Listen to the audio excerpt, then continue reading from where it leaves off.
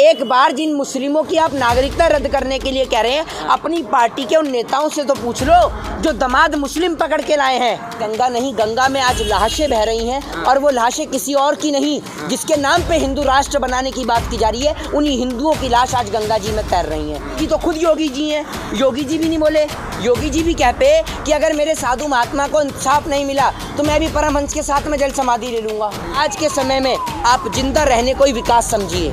अगर आप जिंदा रह रहे हैं तो यही सबसे बड़ा विकास है, आप ये समझ लीजिए। भैया योगी जी के राज में हिंदू इतना सुरक्षित है कि अगर आप गोरखपुर अब होटल में भी जाएंगे ना तो वहाँ पर भी आपको पुलिस मार मार के आपकी ऐसी हालत कर देगी कि आपने देखा आपकी डेथ भी हो सकती है।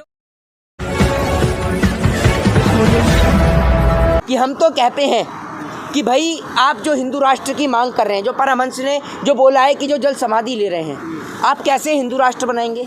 हिंदुओं की चिता को लकड़ी नहीं मिली तब परमहंस जैसे लोगों ने एक बार भी बयान नहीं दिया कि अगर हिंदुओं की चिता को लकड़ी नहीं मिलेगी तो मैं जल समाधि ले लूँगा। योगी जी दिया उन्होंने बयान।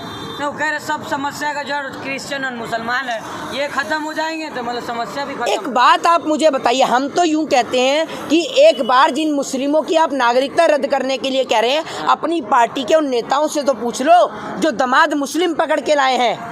जिनके दामाद मुस्लिम है उनका क्या होगा? उनकी नागरिकता रद्द करोगे या काटोगे? अशोक सिंघल, मुख्तार अब्बास नकवी, पूजा नकवी, शाहनवाज हुसैन, लाल कृष्ण आडवाणी, मुरली मनोहर जोशी, इनका क्या होगा भैया? पहले अपनी पार्टी के नेताओं से तो पूछ लो आप, उनका क्या होगा? सुब्रमण्यम स्वामी स्वेच्छा से वो लोग तो अपना है महाराज, अब कैसी बात कर रहे हैं? अरे और इनको मिला सकते हैं आप, समझे नहीं आप? हाँ। जिन्हों के दामाद मुस्लिम हैं तो अब उन मुस्लिमों को हिंदू माना जाएगा या मुस्लिम ही माना जाएगा, ये बता दीजिए मुझे। पर चुनाव भी है, कुछ लोग कह रहे हैं कि बाबा जो है पॉलिटिकल स्टंट ले रहे हैं, हिंदुओं को जगाने आ गए हैं, जगा रहे हैं हिंदुओं को।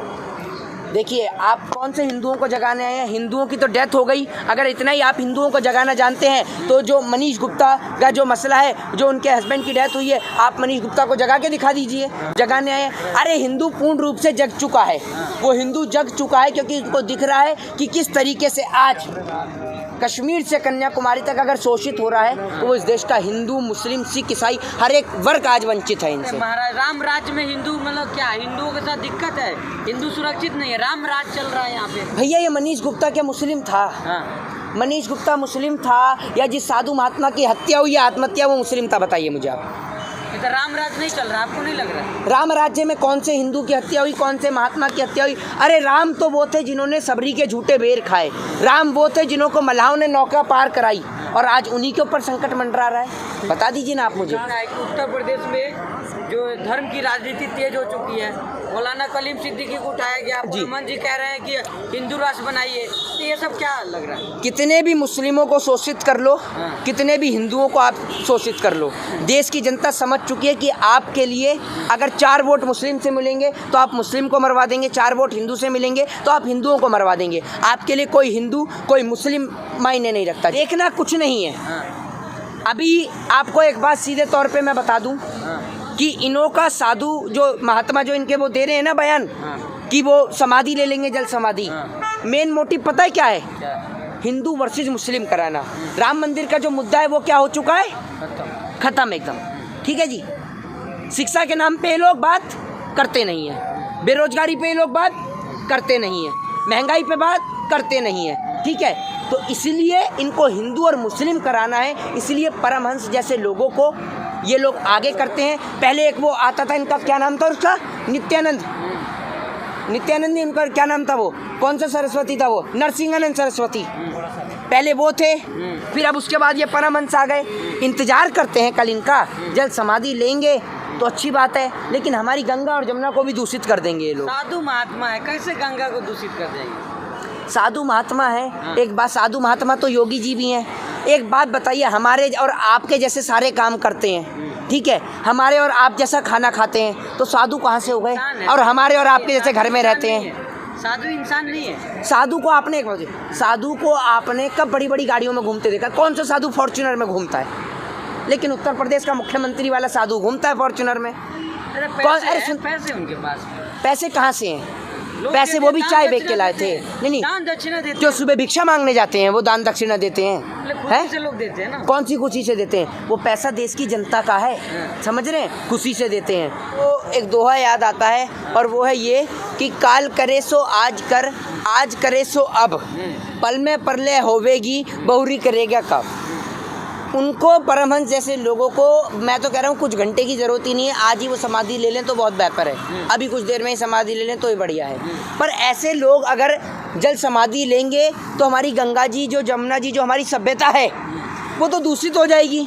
ये ऐसे लोग जब उत्तर प्रदेश के अंदर एक साधु महात्मा की हत्या होती है, सारे बजरंग दल वाले गायब, ये सारी सेना वाले गायब, सारे हिंदू परिषद वाले गायब, कोई आरएसएस वाला नहीं बोला, एक हिंदू साधु महात्मा की हत्या हुई, इस पे नहीं बोले। ये भी तो ठीक महात्मा है सुन तो लीजिए, सुन तो लीजिए। हाँ। ये महात्मा कैसे मैं आपको बता दूं, ये महात्मा है पॉपुलरिटी लेने वाले महात्मा। एक बात आप मुझे बताइए, आप पत्रकार हैं, अगर एक पत्रकार को पीड़ित किया जाता है, उसे शोषित किया जाता है, तो आप एक पत्रकार होने के नाते एक पत्रकार के साथ खड़े होंगे नहीं होंगे?